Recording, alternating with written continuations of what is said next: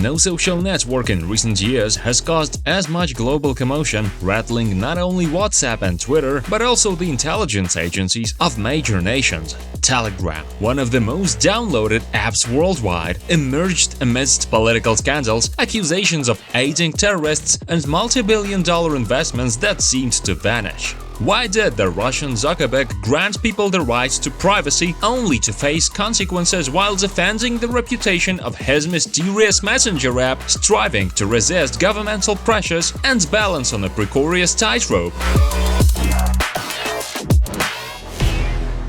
This is the story of Telegram.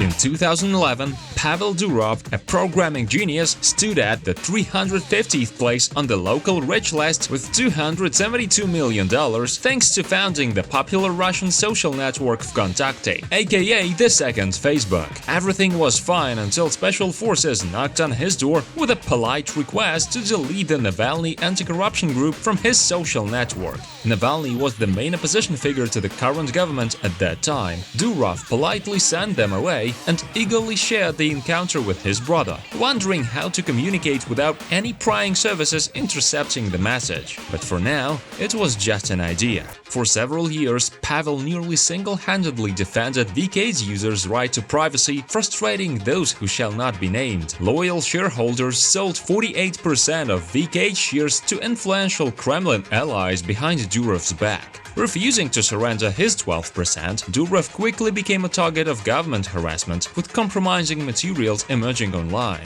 Allegations that VK had long been cooperating with the FSB, an incident involving him giving a ride to a policeman on the hood of a Mercedes, and accusations of spending company funds on some side projects. Fearing for his life, Pavel relinquished control of the company, received $300 million for his share, left Russia, and finally focused on developing something ultra-secure and safe. In June 2013, the scandal surrounding Edward Snowden, who leaked 1.7 million sensitive US intelligence secrets, provided perfect publicity for the launch of Telegram, with the slogan "Taking back our right to privacy." Initially, people didn't understand why they needed another WhatsApp, but Durov claimed his messenger was better, faster, more secure, and most importantly, that no one could read your messages even if they wanted to. I'm stronger, I'm smarter, I'm better! I am better! However, many viewed Telegram as an app for drug dealers, terrorists, and anyone else with something to hide. Popular Arab blogger Khaled boosted its reputation by tweeting about this cool new messenger and hinting that staff at popular local TV channels were already using it extensively. This led to 100,000 users, mostly from the UAE and Saudi Arabia, being among the first to jump on board. It seemed odd, as if residents of those countries knew a little more about Telegram. Allegedly, a good friend of Pavel's from the Ukrainian bs.adastra organization, which produced documents for the USA and Gulf countries, helped develop Telegram. More intriguingly, this friend was connected to Interpol Secretary General Ronald Noble and introduced him to Durov, as international police were seeking a messenger for internal communication. Pavel didn't deny the acquaintance, but asserted it wasn't about a partnership, but rather the possibility of quickly leaving Russia, which indeed happened. By 2014, Telegram's user base had surpassed 40 million, and the app became Europe's most promising startup, causing a slight tremor in the distant corners of Silicon Valley.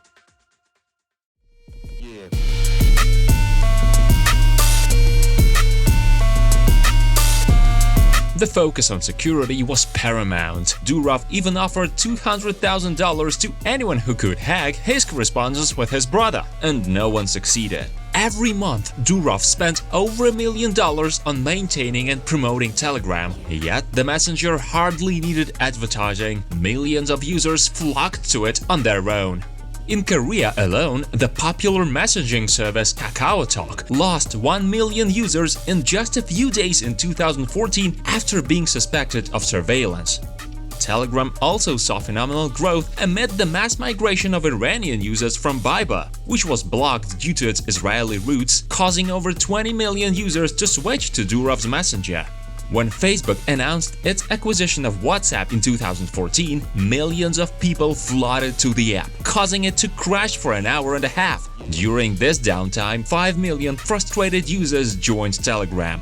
In 2016, Durov dared to call WhatsApp trash because his creation had reached 1 million users and 12 billion daily messages. WhatsApp sucked most. We actually started as a... You say WhatsApp sucks? Absolutely.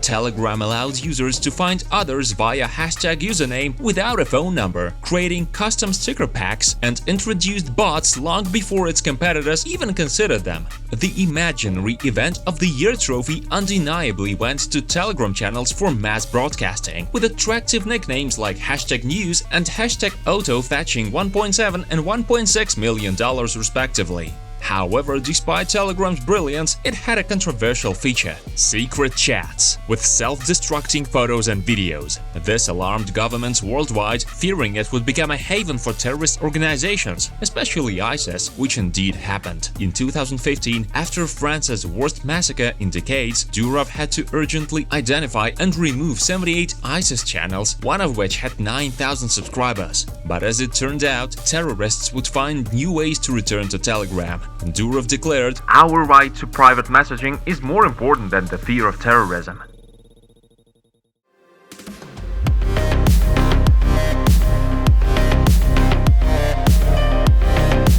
For ordinary people, Telegram was the ultimate tool to protect their privacy. But for those in power, the messenger was a threat that had to be eliminated. In China, Telegram was blocked back in the summer of 2015 after lawyers and human rights activists began using it to coordinate anti-government actions. In Iran, after 50% of the population switched from Viber to Telegram, it was temporarily blocked for a week under the pretext of restricting access to immoral content. And in April 2018, it was permanently blocked because Durov refused to open user messages to prevent potential terrorist threats. Telegram faced similar issues in Kazakhstan and Afghanistan, but quickly regained access due to massive local protests. It might seem that Durov was unfazed by these challenges, focusing more on trolling Apple with underwear photos for delayed updates of his creation. Despite his attempts to conceal his appealing physique, he couldn't hide the fact that Russia was his homeland, where the most intriguing chapter of Telegram's story unfolded. Since its inception, Telegram had been praised by the Russian government, given its Russian roots, implying potential favorable dealings. However, things didn't go as planned. In 2017, Durov refused to decrypt messages from 6 individuals accused of terrorism. The Supreme Court fined him $14,000 and threatened a blockade. Durov boldly claimed that the FSB's demands contradicted the Russian constitution and threw a paper airplane out of the window in support of internet freedom. Unfortunately, the origami didn't help because they were made of plain paper, not 5,000 ruble bills.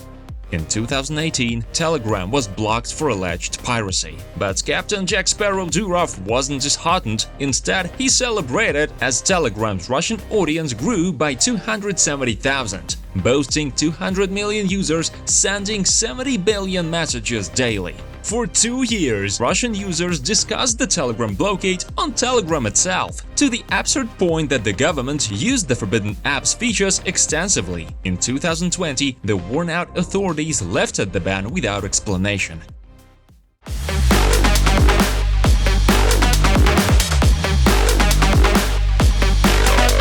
By 2019, Durov's funds were running low, and Telegram still required substantial investments. In a moment of desperation, he launched the Ton blockchain platform with the Gram cryptocurrency, a potential alternative to Visa and MasterCard. However, the US Securities and Exchange Commission rejected it, likely fearing competition. The problem was that Durov had already raised and spent $1.7 billion in investments for the project, the largest amount at the time. How he intended to repay investors remained unclear. There were no ads in the messenger, and he couldn't split Telegram into shares as he had vowed never to sell the company. Thanks to bloggers migrating from Instagram to Telegram and bringing their selling tradition, Telegram overcame its debts in 2 years. The company's valuation rose to between $2.2 billion and $124 billion. As of 2024, Telegram boasts 900 million monthly visitors, ranking 8th among the world's most popular social networks.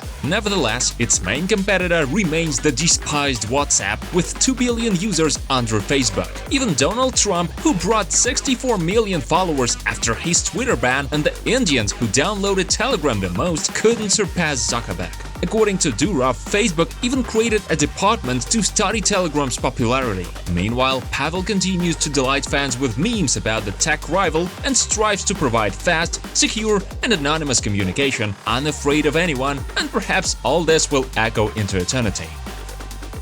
Yet, the most crucial point, it doesn't matter how many other messengers exist if they all suck. Pavel Durov, founder of Telegram.